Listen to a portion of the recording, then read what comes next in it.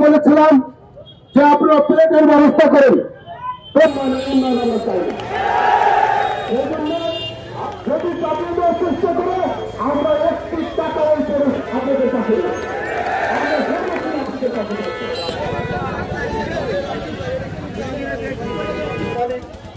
পরিষদের সমন্বয়ে আজকে আমাদের এই গরিব অসহায় এবং ভূমিহীন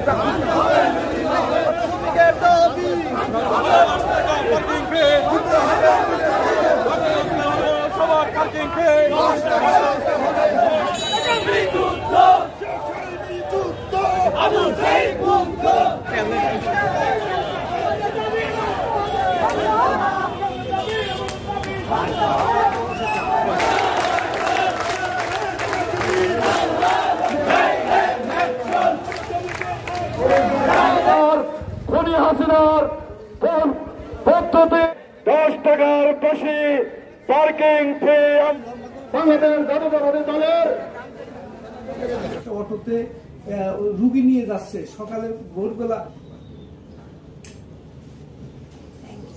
যে আমাদের 10 টাকা হারে পার্কিং নিতে হবে, কারণ আমাদের পার্কিংটা আগে অনেক বেশি নিত, 40 টাকা নিচে 45 টাকা নিচে, ক্রমে কমাইছে 5 তারিখে 25 টাকা, কিন্তু আমরা এত টাকা দিতে পারবো না। আমাদের দাবি আমাদের পার্কিং 10 টাকা নিতে হবে। যদি এই দাবিটা না মানে ওনারা আবার যদি এইটারে বৃহত্তর পার্কিং করতে চায় তাহলে আমরা আরো বৃহত্তর আন্দোলন করব। আমাদের যা করা দরকার আমরা তা করবো, প্রয়োজন আমরা গাড়ি বন্ধ রাখবো। আর আমাদের প্লেট যদি করে দেয় 2400 টাকা করে বছরে, তাহলে আমরা প্লেট নিব। আর যদি তারা প্লেট না দেয় 10 টাকার বেশি পার্কিং আমরা মানবো না। দাবি আমরা অটো চালক, সীমিত আয়ের লোক, আমাদের প্রত্যেকদিন পার্কিং এর যে টাকাগুলি নেয় এগুলো আমাদের জন্য অনেক করা যায়, যার কারণে আমরা আজকে আন্দোলন করছি যে জেলা প্রশাসকের কাছে আমরা আবেদন করব যে আমাদের বাৎসরিক একটা প্লেট দেওয়ার জন্য, যেটা নাকি পার্শ্ববর্তী জেলার সমন্বয় হয়। পার্শ্ববর্তী জেলায় যেমন ফরিদপুরে আছে 2400 টাকা, সেই হিসাবে আমাদের রাজবাড়িতে 2000 টাকা, ছোট জেলা আউটসাইড রাস্তা নেই, যার কারণে আমরা 2000 টাকায় একটা প্লেট দাবি করছি। মূলত এখানে দাঁড়াইছি আমরা পৌরসভা কর্তৃক থেকে ডাইরেক্ট প্লেট নাম্বার নিতে চাই, আমরা কারো ভায়া হয়ে প্লেট নাম্বার নিতে চাই না।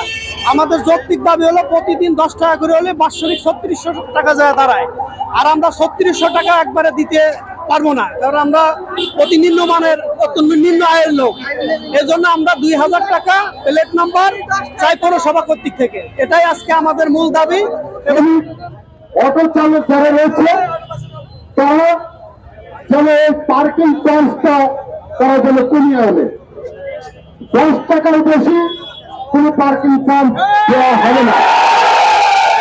তাদের সাথে আমরা বারবার বৈঠক করার চেষ্টা করেছি এবং বৈঠক করেছি। তারা আমাদের যে চুক্তি দেখিয়েছে সেই চুক্তির মাধ্যমে তারা বলেছে যে সরকারি যে নিয়ম আছে সেই নিয়মের বাইরে আমরা যেতে পারবো না। অটো শ্রমিকরা জেলা প্রশাসক সহ এবং পৌর প্রশাসনের কাছে তাদের ন্যায়সঙ্গত দাবি নিয়ে তারা উপস্থিত হয়েছিলেন, কথা হয়েছে।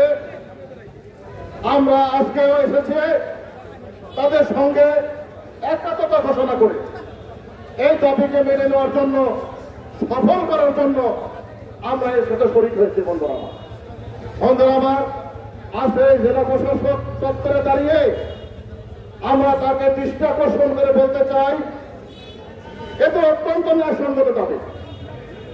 বিগত ফাঁসিবাদ সরকার কিভাবে এটা আদায় করেছে, কিভাবে এই অর্থ আদায় করেছেন বড় বলে আপনারা দেখেছেন। অবশ্যই ন্যায়সঙ্গত এটাই নয়।